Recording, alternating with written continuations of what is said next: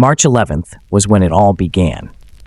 Our feeble minds bearing witness to something that would change our world of innocence forever. During my senior year at Kingsdale High School, we had an excursion trip, which was organized for all students. It marked as a time with a ton of fun activities that us students always looked forward to. Not me, though. For me, this was just a time to get ridiculed in front of everyone. Kingsdale is a very prominent school at the heart of Lagos State, Nigeria, and is often called the Kingmaker due to the achievements of its alumni, who often attain top positions in the country. The day before the trip, we had a biology class in the morning, followed by an English quiz by Mrs. Depour during the last period of the day. Unfortunately, I wasn't able to take the quiz because the mean girls got to me early, dragging me into a bathroom stall and locking me up from the outside. I remained trapped there for the rest of the school period until the closing bell rang. While I listened to the hurried footsteps in the hallway as students rushed home to prepare for the trip, I struggled to escape from the stall, eventually managing to climb out, albeit falling and bruising my knee in the process. Despite the pain, I didn't have time to cry. As I stood up and approached the door, I was confronted by the bullies who were entering the bathroom. Fearfully, I stepped back, my hands shaking and tears streaming down my face. It has always been the same in my world, ever since I arrived at Kingsdale. These same bullies, Zainab, Chika, and Sade, have been tormenting me since 9th grade, and there seems to be no solution. Despite my efforts to seek help from the school counselor and even the principal, the situation remains unchanged. It appears their influence stems from their parents being alumni of the school and prominent individuals in the country. As they entered the room, each wielding a pair of scissors, they approached me with malicious grins while I instinctively moved backward. Chika and Sade soon caught and brought me to my knees, while Zainab took her scissors and began cutting my school uniform. I struggled and begged for mercy while they continued cutting various sections of my uniform, laughing sinisterly as they did. Realizing there was nothing I could do, I ceased my pleading and resigned myself to whatever they desired from me. If enduring this was all they sought, I supposed I could tolerate it. After they had left my uniform jagged and unkempt, they took out their phones to film my distress on the floor. Through tear-filled eyes, I spotted someone standing at the door behind the girls as they recorded. The school's biology teacher, Mr. Smith. He lingered for a moment before departing, unnoticed by the girls, who likely had no reason to fear him. With Sade and Chika's fathers both serving as senators, and Zainab's father being a former governor and potential future president, their powerful connections made my plight seem even more hopeless. The school likely valued the prestige of having the president's daughter attend Kingsdale, further complicating matters. So I allowed them to continue capturing my misery on film, while they reveled in the atmosphere they had created for themselves. "Let's see how Stefan likes you now," Zainab jeered as she recorded. Wait a moment, all of this was over a boy? I endured this ordeal because Stefan had complimented me in biology class? These girls were beyond cruel. If they were so infatuated with him, they should have directed their anger towards him, not me. That was what I wanted to say, but I dared not voice it aloud. Their names were soon called on the school's public address system, signaling that their drivers had arrived to pick them up. Once they were gone, I remained on the floor, crying and wallowing in self-pity until the school janitor entered to assist me, as she often did. Her kind words always carried a warm energy, providing a sense of reassurance that everything would be all right. After expressing my gratitude, I gathered my bag to leave. Our school is situated on Lagos Island, amidst numerous high-rise buildings and business establishments. My home is located in the Mangrove State within the Marina district of the same island. Upon arriving home, I found it quiet and empty as usual, indicating that I would be dining alone once again while my mother was at church and my father was out sucking up to Zainab's father, attempting to gain favor for a position in the president's cabinet should he ascend to power. As you might have guessed, this is why my parents have taken no action regarding my situation at school. I have always harbored resentment towards them for allowing me to endure such suffering, and although I understand their motives, It still pains me whenever I contemplate it. The next day at school was chaotic as everyone prepared for the trip. Outside, 4 school buses awaited, and students were already lining up to board when my mom dropped me off. "Loosen up and enjoy the trip, dear," she said, trying to make up for being late the night before. She packed a lunchbox with a club sandwich and a juice box and slipped some money into my hand, which made me really happy. After giving her a hug, she drove off. If only she were always this sweet and kind, taking my side against Zainab, but her hands were tied. At least senior year would soon be over, and everyone would head to various colleges and universities. I planned to attend Lego State University to pursue a degree in accounting. I rolled my luggage to the side of one of the coaches, surrounded by my classmates. The school's PE teacher, Mr. Fossa, helped us arrange our luggage in the trunk. After handing mine over, I found a seat under one of the orchard trees, listening to Afrobeats music while observing the hustle and bustle of students and teachers. I tried my best not to draw the attention of the mean girls in the crowd. Mr. Fossa was visibly stressed as he attempted to organize the students.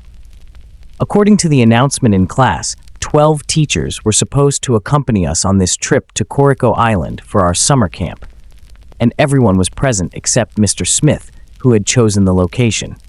Neither he nor his son, Stefan, were around, frustrating Mr. Fossa. As I waited, a saloon car ruggedly entered the school premises and parked. It was Mr. Smith's car, so Mr. Fossa, feeling relieved, approached and knocked on the tinted side window of the driver's side. Soon Mr. Smith and Stefan emerged from the car. There was something about Mr. Smith's demeanor. He looked downcast, but still apologized to the teachers for arriving late. It wasn't easy juggling 2 jobs, teaching at school and assisting Zainab's dad at his pharmaceutical and research facility. Rumors suggested that Mr. Smith and Dr. Habib had a long-standing connection and may have co-founded the pharmaceutical company, Zygote, which had become a titan in pharmaceuticals and research development in Nigeria. Mr. Smith had been intermittently absent from school duty for close to 2 years, and whatever was going on with him remained a mystery up to this point in the story. We were instructed to board the bus, and it was time to go. Corico Island was a 2-hour journey from the marina, crossing a link bridge connecting the island to Tinkan Harbor. En route, Mr. Chima led us in a prayer for the journey, while Mr. Fossa briefed us on protocols and our order of movement. Next, Mr. Smith was called upon to brief us about what to expect on this excursion trip to Zygote, but he seemed preoccupied with his thoughts. He only spoke a few words before returning to his seat, muttering inaudibly to himself while biting his fingers. I overheard Zainab, who was sitting next to Stefan, asking him what was wrong, but he only shrugged his shoulders, indicating that he didn't know.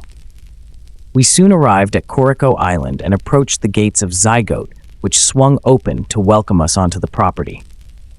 I vividly recall the journey inward, which took several minutes as we drove towards the research facility.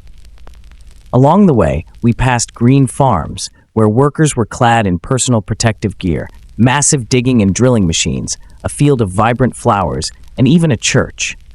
It felt like a miniature town nestled on the island. This artificial island was completed by the federal government and designated as Zygote's headquarters 18 years ago.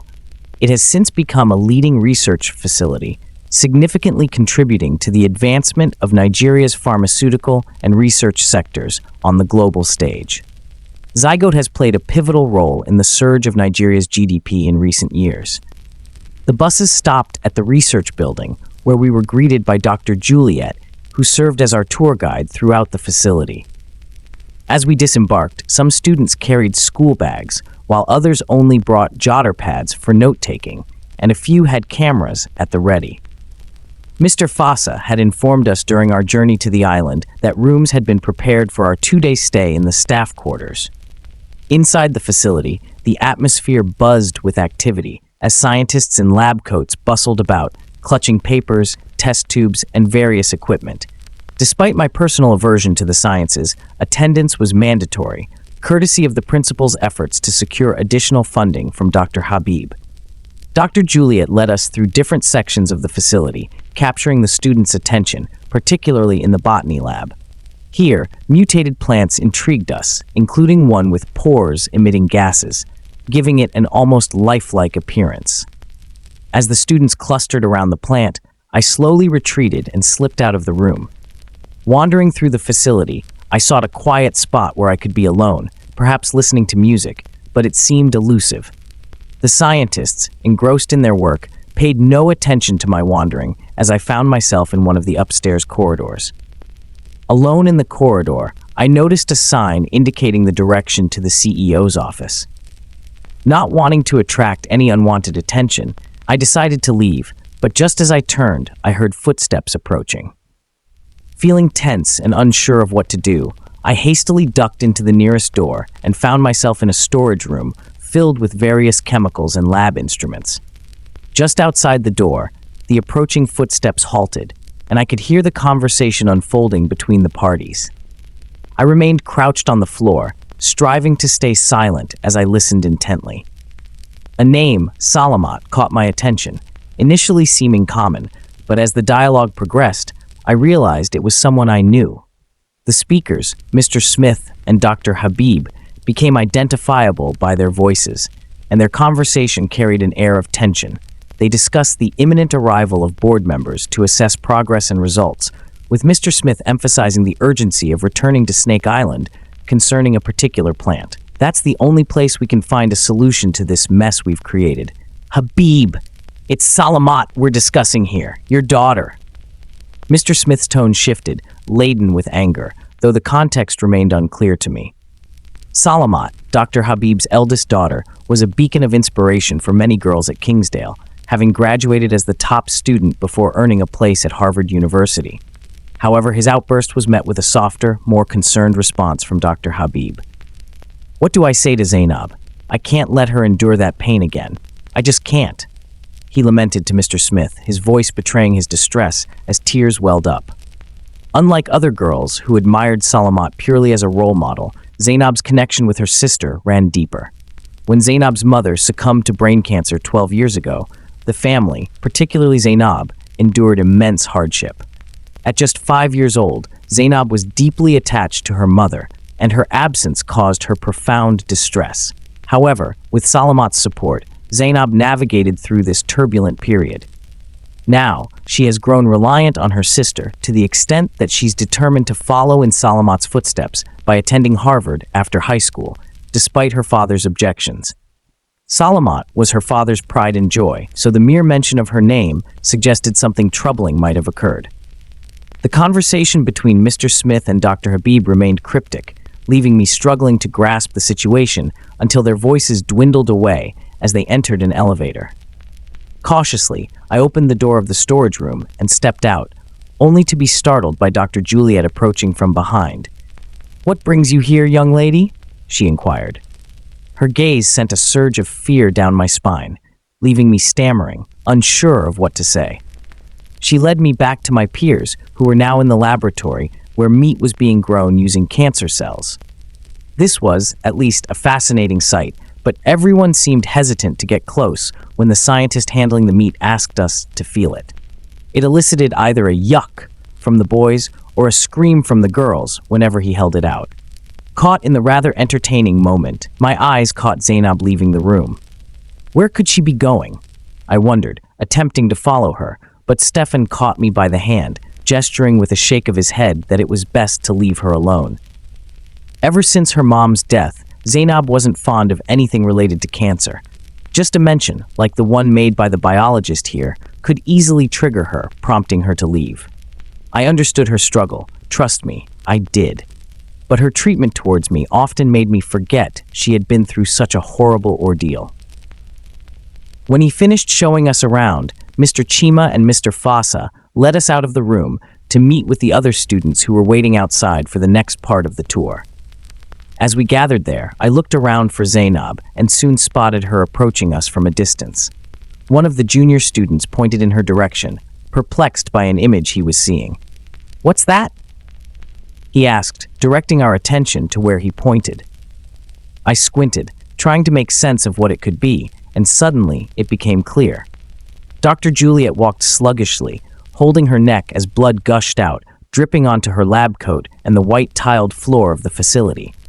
That's when the screams erupted from everyone, followed by panic as other scientists rushed towards her when she collapsed. Zainab, witnessing all of this, stepped back slowly, clutching her uniform tightly, before Stefan swooped in and held her, diverting her gaze from the distressing sight of Dr. Juliet covered in blood. Questions flooded our minds, and the teachers did their best to keep us calm, with security rushing in at the sound of the alarm within the facility. As we tried to comprehend the bizarre scene, something unfolded that would change the course of our lives forever. When the security personnel, assisted by some biologists, attempted to lift her onto a harness to transport her to the hospital, her bones cracked, and she began shaking violently on the ground with her eyes rolled back, before abruptly stopping. One of the biologists, a female colleague who was closest to Dr. Juliet, had her neck bitten by Dr. Juliet, who suddenly stood up from the ground. As she bit into her neck, emitting screeching noises, the other biologists and workers present tried to disconnect her from her victim, but they too met the same fate. As they did, the cycle repeated, with violent shaking and eyes rolling backward before transforming into something wild and devilish. It made no sense to us, who witnessed it at the time. We tried to make sense of it all, but we just couldn't. It resembled something out of a horror movie, something we'd only seen in stories and fiction, but never believed existed. Zombies. The entire facility descended into chaos, with everyone scrambling to escape, but those closest to the zombies were caught and turned almost instantly. I remained frozen until I was pushed to the ground by the stampede of students, watching in horror as people began attacking each other.